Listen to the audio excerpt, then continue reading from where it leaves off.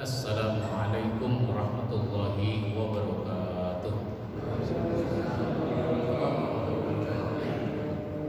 Alhamdulillahi rabbil alamin alladzi arsala rasulahu bil huda wa dinil haqq liyuzhirahu 'ala ad-dini kullihi walau karihal kafirun. Asyhadu an la ilaha illallah wahdahu la syarika lah wa asyhadu anna Muhammadan 'abduhu wa rasuluh la nabiyya ba'dah, amma ba'd. Jamaah sekalian yang saya hormati, marilah kita mulai kajian kita pada malam ini dengan membaca basmalah. Bismillahirrahmanirrahim. Pada malam ini kita melanjutkan bahasan tentang belajar karakter dari para nabi. Pada pertemuan terdahulu kita sudah memulai dengan bagian pertama, yaitu belajar karakter dari Nabi Adam alaihissalam. Yang pertama adalah Nabi Adam itu belajar mengajarkan ilmu. Sesudah Allah ciptakan Nabi Adam, lalu Allah mengajarkan nama-nama benda. Itu artinya orang harus belajar. Sesudah belajar, Nabi Adam harus mengajarkan. Enggak tanggung-tanggung, yang harus diajarkan itu adalah malaikat. Itu artinya kalau kita mau mengajar, mau berdakwah, itu jangan minder. Nabi Adam harus mengajarkan malaikat. Kalau boleh pakai istilah, malaikat itu kan senior, lebih tua, lebih dulu ada. Ini kadang-kadang ada orang mau mengajarkan ilmu kepada yang lebih tua, mau berdakwah pada yang lebih tua, nah itu dia minder. Jangan. Udah gitu namanya malaikat selalu tunduk, selalu taat. Dengan kata lain, kalau bahasa kita, malaikat itu soleh, jauh lebih soleh. Tetapi kalau mau berdakwah, kalau mau mengajarkan ilmu, jangan minder. Meskipun yang kita hadapi orangnya lebih soleh, udah lebih tua, lebih soleh lagi. Nah, itu kesimpulan dari pembahasan terdahulu. Nah, sekarang yang kedua, karakter yang harus kita ambil dari Nabi Adam adalah mengakui kesalahan dan mau bertaubat. Manusia bukanlah malaikat yang tidak pernah salah. Karena itu orang yang baik bukan orang yang tidak pernah salah, tapi orang baik adalah orang yang salah tapi menyesal atas kesalahan itu, lalu mau bertaubat dan memperbaiki diri. Karena manusia nggak ada yang nggak pernah salah. Pasti setiap manusia itu ada salahnya. Maka kalau kita salah, pahami bahwa kita salah.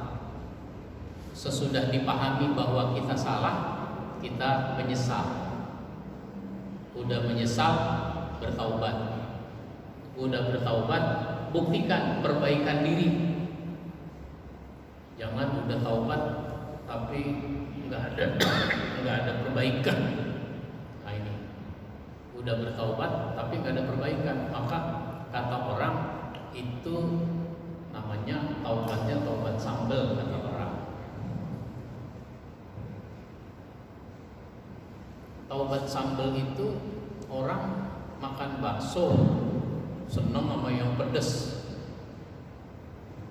Bahkan sekarang itu ada istilah sambal setan. pedes.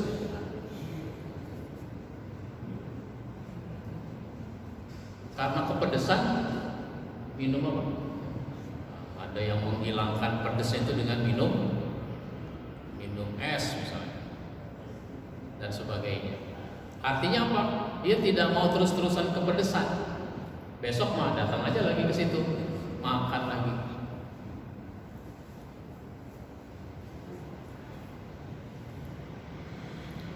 Sampai rame itu tempat makan itu. Tahu gejrot di Cidodol. Tahu gejrot di Cidodol rame. Kenapa rame? Pedesnya orang suka. Ini bukan iklan, ngasih tahu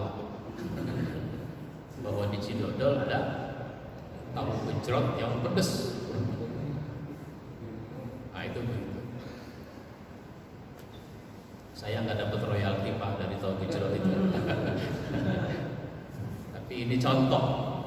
Meskipun orang menghilangkan rasa pedas, balik aja lagi dia, beli lagi. Taubat bukan begitu. Nah, tapi kalau salah itu jangan diniatkan. Salah itu jangan diniatkan. Itu yang disebut dengan kesalahan yang tidak disengaja. Jangan niat melakukan kesalahan. Itu contohnya bagaimana Pak? Contohnya bagaimana? Kesalahan yang tidak disengaja. Nah, misalnya begini, saya mau sholat subuh ke masjid. Mau sholat subuh ke masjid. Ternyata ada anak gadis pakai pakaian ala kadarnya, berpakaian olahraga, pakai celana pendek, pakai sepatu olahraga, mau lari pagi.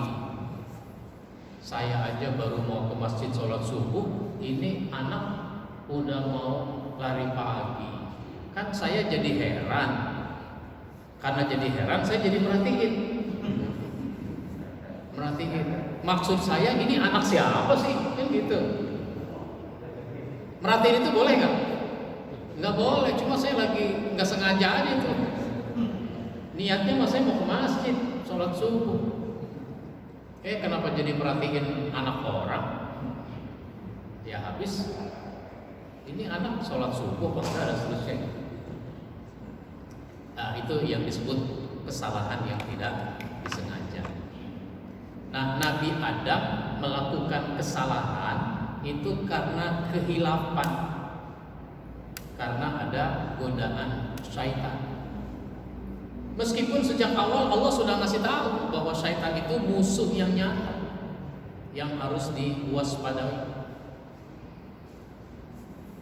Di dalam surat Toha ayat 120, 121 itu disebutkan waswasa ilaihi syaiton qala ya Adam hal adulluka ala syajaratil khuldi wa mulkin la yabla fa'akala minha fabadat lahuma sawatuhuma wa tafiqa yakhsifani alaihima min waraqil jannah wa asa Adam rabbahu faghawa. Kemudian syaitan membisikkan pikiran jahat kepadanya. Kalau kita lihat di surat An-Nas, alladzi yuwaswisu fi sudurin nas, itu membisikkan kejahatan ke dalam hati manusia. Nabi Adam juga dibisikkan kejahatan itu.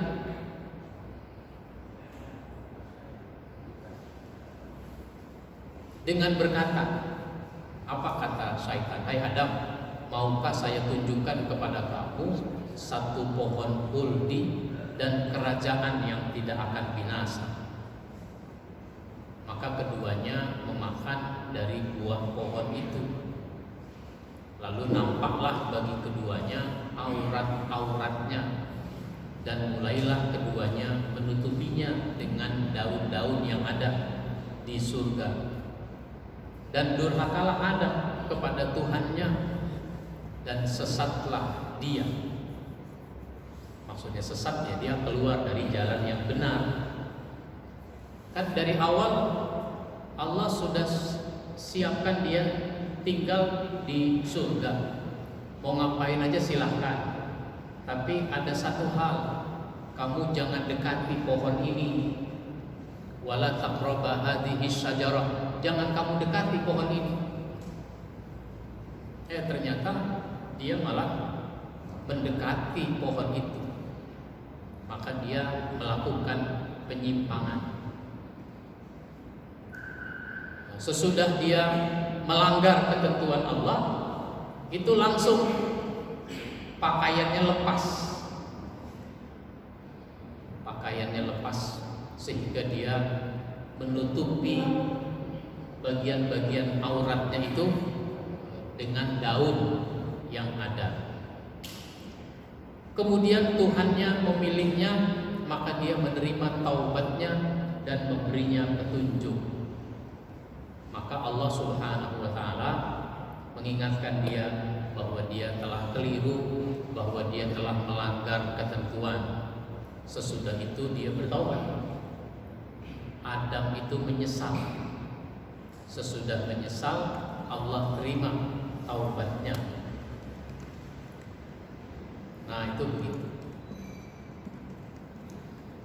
Maka syaitan di dalam surat Al-A'raf ayat 22, maka syaitan membujuk keduanya untuk memakan buah itu dengan tipu daya. Tatkala keduanya telah merasai buah kayu itu, nampaklah bagi keduanya aurat-auratnya, dan mulailah keduanya menutupinya dengan daun-daun surga. Kemudian Tuhan mereka menyuruh mereka, bukankah aku telah melarang kamu berdua dari pohon kayu itu? Dan aku katakan kepadamu, sesungguhnya syaitan itu adalah musuh yang nyata bagi kamu berdua. Dari dulu udah dikasih tahu, dari awal udah dikasih tahu bahwa kamu jangan mendekati pohon ini dan hati-hati terhadap godaan syaitan, karena syaitan itu musuh yang nyata bagimu. Nah, setelah menyadari kesalahannya, Adam dan Hawa mengakui kesalahan itu. Dia tidak membela diri agar dikatakan tidak salah. Berapa banyak orang salah tapi nggak mau mengakui kesalahan, lalu melemparkan kesalahan itu pada orang lain. Ini gara-gara bos, bukan saya. Ini gara-gara pemimpin, bukan saya. Ini gara-gara dia. Dia salah. Oke lah bos salah, oke lah pemimpin salah. Lah kamu kenapa ikut-ikut salah? Dan kamu nggak bisa cuci tangan, kata orang. Nggak bisa kamu merasa tidak bersalah. Ya kalau pemimpin salah itu urusan dia, kamu salah urusan kamu. Oleh karenanya orang tuh kalau salah, yang bagus mengakui kesalahan, jangan membela diri atas kesalahan itu. Kecuali dia tidak salah, dituduh salah, ya boleh membela diri. Tapi kalau memang salah, sudah selesai, biar pengadilan cepat selesai.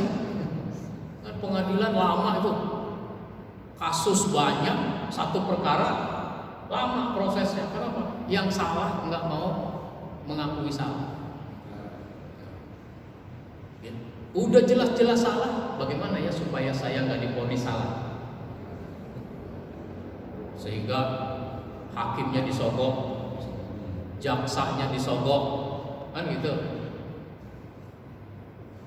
Pengacara yang berusaha nyogok juga, pengacara berusaha nyogok.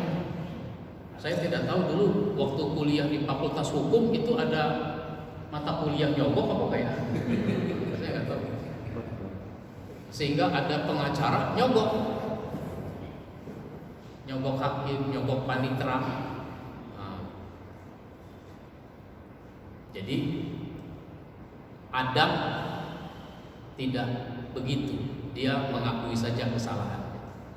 Nah, sikap mengakui kesalahan yang dilakukan sangat penting sehingga seseorang tidak mencari pembenaran atas kesalahan yang dilakukannya. Makanya ada doa yang terkenal yang diucapkan, dipanjatkan oleh Nabi Adam bersama istrinya. Rabbana zalamna anfusana wa illam taghfir lana wa tarhamna lanakunanna minal khasirin. Ya Tuhan kami telah menzolimi diri kami sendiri. Jadi kalau kita bersalah, itu namanya kita zolim pada diri sendiri. Ada zolim pada orang lain, ada zolim pada diri sendiri. Kalau kita melakukan kesalahan, itu berarti kita zolim pada diri sendiri. Dan jika Engkau tidak mengampuni kami dan memberi rahmat kepada kami, niscaya pastilah kami termasuk orang-orang yang rugi. Di dunia rugi karena ada pencemaran nama baik diri kita sendiri. Jadi sebenarnya kalau kita bersalah, itu namanya kita melakukan pencemaran nama baik diri kita. Ada nggak orang diperkarakan ke pengadilan dengan pasal pencemaran nama baik? Banyak kan? Pencemaran nama baik banyak. Tapi ada nggak orang melaporkan dirinya, Pak, tangkap saya, hukum saya. Emang kenapa? Karena saya telah melakukan pencemaran nama baik pada diri saya sendiri. Ada nggak begitu? Padahal dia melakukan pencemaran nama baik diri sendiri. Itu rugi. Ya, di akhirat jelas dia orang yang rugi. Nah, siapa saja yang bersalah dan mau bertobat atas kesalahannya, pasti Allah Subhanahu wa Ta'ala mengampuni. Pintu taubat tidak pernah tertutup kecuali kalau orangnya udah mati. Kalau napas sudah sampai di tenggorokan, udah mau mati baru taubat. Udah ajal menjelang tiba,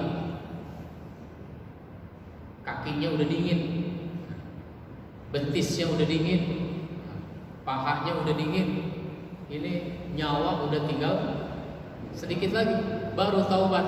Kalau udah nggak bisa kalau begitu. Fatalaqqa Adamu mir rabbih kalimatin fataba alaihi innahu huwat tawwabur rahim. Kemudian Adam menerima beberapa kalimat dari Tuhannya, dibimbing, diberi petunjuk. Kalau kamu salah, taubat. Kira-kira begitu. Maka Allah menerima taubatnya. Dan Rabbana zalamna anfusana yang tadi itu kan atas bimbingan Allah kepada Nabi Adam. Ini maksudnya kemudian Adam menerima beberapa kalimat dari Tuhannya, maka Allah menerima taubatnya. Begitu. Sesungguhnya Allah Maha penerima taubat, lagi Maha penyayang. Maka bagus itu pelajaran dari Nabi Adam ini. Taubat itu segera. Taubat itu segera. Habis melakukan kesalahan, menyadari kesalahan itu, kemudian menyesali, langsung taubat. Nggak nunggu tahun depan, nggak nunggu kapan gitu. Kalau muda nunggu tua, itu segera dia bertaubat. Ini juga sesuatu yang sangat penting. Yang ketiga, pelajaran dari Nabi Adam, karakter yang harus kita bangun pada diri kita itu adalah memiliki rasa malu. Auratnya terbuka, itu kan dia jadi malu. Padahal belum ada siapa-siapa, itu belum banyak orang. Baru dia sama istrinya, ada Allah, ada malaikat. Tapi dia udah merasa malu. Sekarang ini orang udah begitu banyak, tapi orang nggak punya malu gitu. Membuka aurat kemana-mana, di mana-mana, nggak ada rasa malu.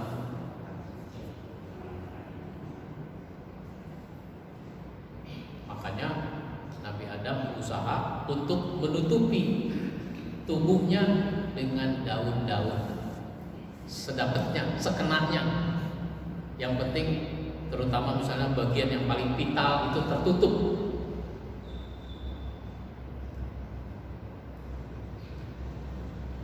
Oleh karenanya malu itu menjadi bagian penting dari keimanan.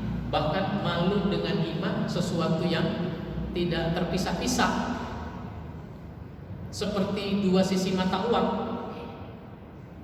Mau dikasih duit 100.000 selembar, tapi gambarnya cuma Soekarno-Hatta, gedung MPR-nya nggak ada. Ya buat apa kalau ngeblank? Nggak laku itu duit. Di dalam hadis riwayat Bukhari itu disebutkan al-haya syu'batun minal iman. Malu itu cabang dari iman. Ya, namanya pohon ada cabangnya. Kira-kira begitu. Nah, maka kalau malu harus didasari oleh keimanan. Iman itu ada malunya, tapi kalau malu harus didasari pada keimanan. Sebab ada orang malunya malu duniawi, bukan karena keimanan. Bapak diundang sama Pak Anwar acara resepsi di hotel apa itu, bintang 5. Oh iya diundang, mau datang? Kayaknya enggak, malu saya. Kenapa? Gak punya baju batik yang bagus, gak punya kendaraan, naik bis jauh, repot. Naik bajai gak pantas, masa ke hotel bintang 5 naik bajai. Nah itu namanya malu yang duniawi. Malu karena Allah. Masa khutbah udah mulai hari Jumat masih ngopi di warung kopi, masih makan di warteg. Khutbah udah mulai masih makan di warteg, ada kayak gitu? Wartegnya dekat masjid soalnya. Wartegnya dekat masjid.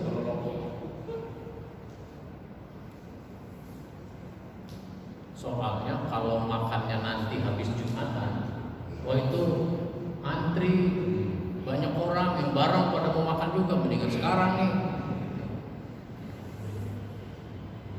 Itu orang gak punya malu.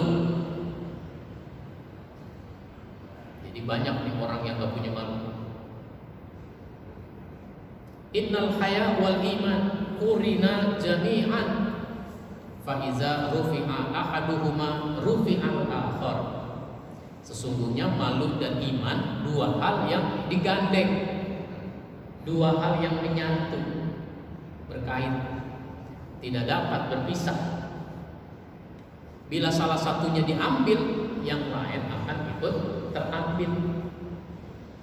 Kalau dia punya iman, mestinya punya malu. Tapi kalau malu yang berdasarkan iman. Begitulah Nabi Adam, dia punya rasa malu. Sekarang banyak orang tidak punya rasa malu. Yang keempat, mensyukuri karunia anak. Nabi istrinya Hawa. Lalu Allah karuniakan dia anak. Memiliki anak merupakan dambaan suami istri. Rasanya tidak ada orang menikah, berumah tangga, lalu tidak ingin punya anak. Orang menikah boleh dibilang pasti pengen punya anak.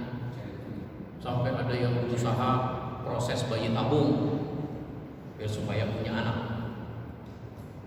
Sampai ada karena kata dokter udah kecil kemungkinan, akhirnya ngambil anak orang sebagai anaknya, adopsi, anak angkat. Tapi yang namanya anak angkat ya anak angkat, bukan anak dia. Karena anak angkat itu orang lain di rumah kita. Dari segi hukum ya, status hukum di dalam Islam, anak angkat itu orang lain di rumah kita. Tidak ada konsekuensi hukum apa-apa. Maksudnya kalau si bapak mati, itu anak bukan ahli waris. Dia tidak masuk kategori ahli waris yang harus mendapat harta warisan. Kalau yang dijadikan anak angkat itu adalah anak perempuan, udah gede mau nikah, bapak angkat nggak berhak menjadi wali atas pernikahan itu. Karena itu Adam dan istrinya menginginkan kehadiran anak, dan ia amat bersyukur atas dikaruniakan anak kepadanya. Allah Subhanahu wa taala berfirman, "Huwallazi khalaqakum min nafsin wahidah wa ja'ala minha zawjaha liyaskuna ilaiha falamma taghassaha hamalat hamlan khafifan famarrat bihi falamma asqalat da'awallaha rabbahuma la in ataina salihan lanakunanna minasyakirin." Surat Al-A'raf ayat 189. Dialah yang menciptakan kamu dari diri yang satu, dan daripadanya dia menciptakan istrinya agar dia merasa senang kepadanya. Jadi kalau orang dapat istri, punya istri, mesti jadi senang, bukan jadi stres. Ini kadang-kadang belum nikah aja udah stres. Kenapa? Biaya untuk menikah mahal. Biaya nikah itu gak murah. Bayar berapa di KUA? Murah, 600 bayar ditransfer. Sekarang udah pakai diamplopkan, penghulu itu transfer 600.000. Nah, mas kawin gampang. Mas kawin gampang. Kalau perempuan sekarang itu nggak minta mas kawin yang mahal-mahal. Mas kawinnya apa, Nek? Saya mau bang, cukup Al-Quran dan seperangkat alat sholat. Al-Quran di masjid banyak, tinggal ngambil. Jangan-jangan Quran suka bilang tuh buat mas kawin kali ya. Mau kena gampang, seperangkat alat sholat. Tapi kalau mau kenanya artis ya mahal. Sholatnya tambah khusyuk kalau mau kenanya mahal kali. Maka setelah dicampurinya, istrinya itu mengandung kandungan yang ringan. Ya, sesudah ada hubungan suami istri, istri hamil mengandung yang ringan. Pertama ringan, malah enak, pengen makan rujak, gitu. Pengen ngerujak. Dan teruslah dia merasa ringan beberapa waktu, sebulan, 2 bulan, kan itu malah orang belum terasa. 3 bulan, mungkin masih belum terasa juga. Ini kok perut saya terasa ada tambahan, ini baru kan periksa. Wow, udah 3 bulan ini positif. Jadi dia sendiri yang mengandung itu nggak begitu merasa. apalagi kalau dia belum ngerti. Kan ada tuh anak perempuan nggak ngerti. Hamil pertama tuh masih nggak ngerti. Kemudian tatkala dia merasa berat, keduanya suami istri bermohon kepada Allah. Tuhannya, saya berkata, sesungguhnya jika engkau memberi kami anak yang sempurna, tentulah kami termasuk orang-orang yang bersyukur. Jadi kalau orang dikaruniai anak, syukuri itu anak. Alhamdulillah gitu. Anak pertama sih pengennya laki-laki, ternyata lahir perempuan. Alhamdulillah. Jangan ya Pak, ya perempuan. Jangan pakai ya perempuan. Ya udah nggak apa-apa. Mudah-mudahan nanti anak nomor 2 laki, hamil lagi, lahir perempuan lagi, ya perempuan lagi. Jangan pakai begitu ngomong. Alhamdulillah. Cuma ada nggak orang ngomong begitu? Ya perempuan, ya perempuan lagi. Seolah-olah dia tidak terima, dia tidak bersyukur. Mau laki mau perempuan terima dengan senang hati. Kemudian apalagi kadang-kadang ada bahasa kita ini ada kekurangan yang disebut cacat gitu. Padahal di kalangan orang-orang yang kita sebut cacat, mereka juga nggak mau menyebutnya dengan cacat. Makanya dibikin tuh olimpiade untuk orang-orang itu, para kim. Dibikin olimpiadenya, ada olahraganya khusus buat mereka, untuk menunjukkan bahwa mereka itu bisa. Kalau kita disuruh balap lari sama dia yang ikut lari 100 meter itu, belum tentu juga kita bisa mengalahkan dia. Bersyukur, mensyukuri kehadiran anak itu ditunjukkan dengan memberi nama yang baik. Jadi kalau kita mau punya anak, udah siapkan itu nama yang baik. Jangan asal ada istilah dalam Quran yang diambil aja itu. Soalnya saya punya teman, saya pernah cerita kayak di sini. Saya punya teman saya punya teman, ngerti ya? Saya punya teman saya punya teman. Lah temennya teman saya itu namanya Yahudi. Namanya Yahudi. Bisa jadi bapaknya ngasih nama Yahudi karena pernah dengar ceramah orang Yahudi. Ada dalam Quran tuh Yahudi, dia kasih nama buat anaknya Yahudi. Itu dia dalam perkembangannya sekolah di PGA. Apa PGA? Pendidikan Guru Agama, maksudnya agama Islam. PGA. Kalau dulu tuh kan ada PGA, ada SPG, Sekolah Pendidikan Guru, ada lagi SGO, Sekolah Guru Olahraga. Makanya dulu berprestasi bagus. Kenapa? Itu yang namanya SEA Games kita juara terus. Minimal SEA Games itu juara terus. Karena dulu ada guru olahraga, sekarang yang nggak ada gurunya tuh olahraga. Nah, baik. Lalu kalau lulusan PGA itu ngajar di SD Ibtidaiyah, Madrasah Ibtidaiyah. Ngajarnya di Madrasah Ibtidaiyah. Nah, karena ngajarnya di madrasah, guru ini dipanggil Ustadz. Jadi dia dipanggil Ustadz Yahudi. Kan jadi kurang enak, Ustadz Yahudi. Makanya kadang-kadang Nabi mengganti nama orang yang artinya kurang baik, yang artinya tidak baik, diganti dengan nama yang baik.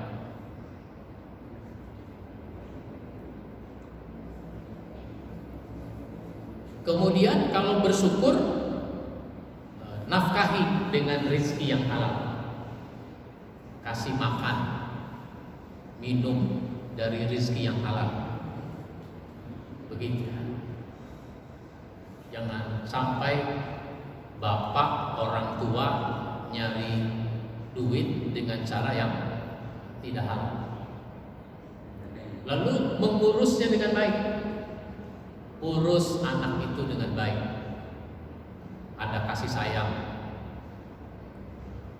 Lalu mendidiknya hingga menjadi anak yang soleh, sehingga anak itu mengenal Allah dan taat kepadanya, kepada Allah. Nah itu kalau orang bersyukur. Ini kadang-kadang orang senang punya anak tapi nggak mau ngurus anak. Anak itu cuma menyenangkan pada saat tuh anak umur 1 tahun, 2 tahun, 3 tahun. Itu senangnya. Kenapa? Ini anak lucu. Katanya lucu. Udah gede emang gak lucu dia anak. Makanya senangnya sama Sule. Sule lucu. Begitu. Yang kelima, Nabi Adam itu meminta bimbingan syariat. Karena syariat itu, peraturan-peraturan hukum itu dibutuhkan oleh manusia. Maka Nabi Adam karena sudah punya anak, kan dia punya anak tuh sepasang, 2 pasang. Ini bagaimana menjodohkannya? Bagaimana menjodohkannya? Maka syariat yang ditentukan oleh Allah, karena orang baru ada 3 pasang, bapak ibu Adam dan Hawa, terus Kabil dengan saudara perempuannya, Habil dengan saudara perempuannya, maka ditentukanlah nikahnya disilang. Cuma kalau disilang, yang ini dapat yang kurang cantik, yang ini dapat yang cantik gitu, gak mau juga dia. Tapi kalau begitu berkorban sajalah, berkorban dulu. Nanti siapa yang korbannya diterima, berlaku ini aturan. Nah, maka berkorbanlah.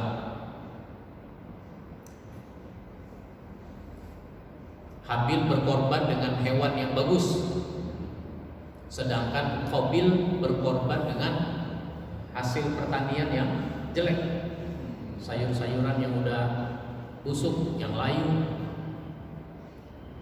Maka Allah menerima korban yang bagus.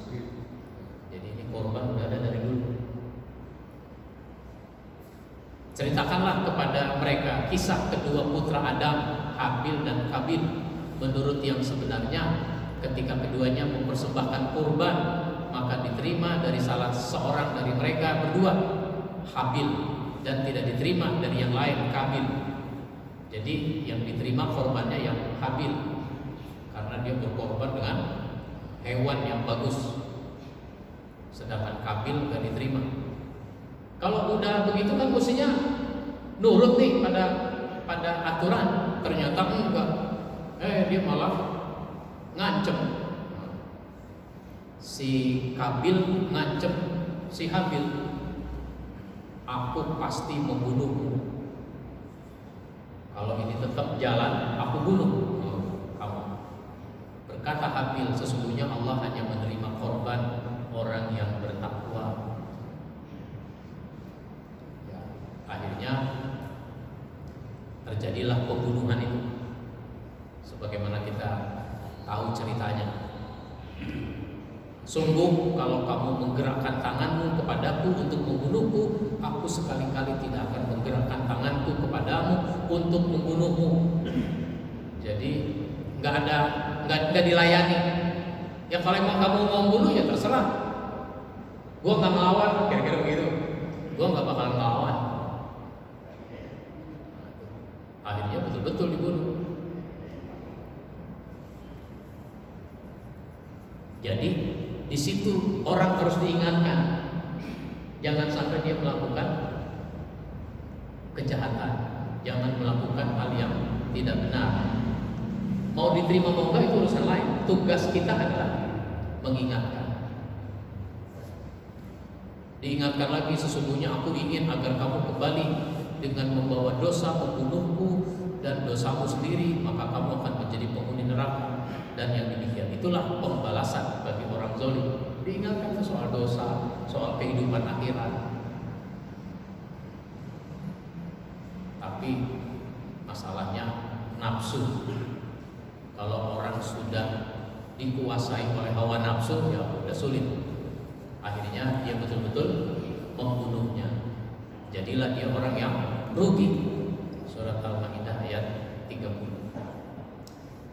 Nah, itu artinya kita membutuhkan syariat. Maka Allah atur begitu. Sehingga sekarang kita pelajari syariat dan kita harus komitmen kepada syariat itu. Baik, inilah yang kita bahas pada malam ini. Nanti kita akan lanjutkan tentang Nabi Idris alaihissalam. Silakan, ada sedikit waktu yang mau bertanya. Oh, udah masuk waktu. Baik, kita cukupkan sampai di sini. Kita akhiri dengan baca hamdalah.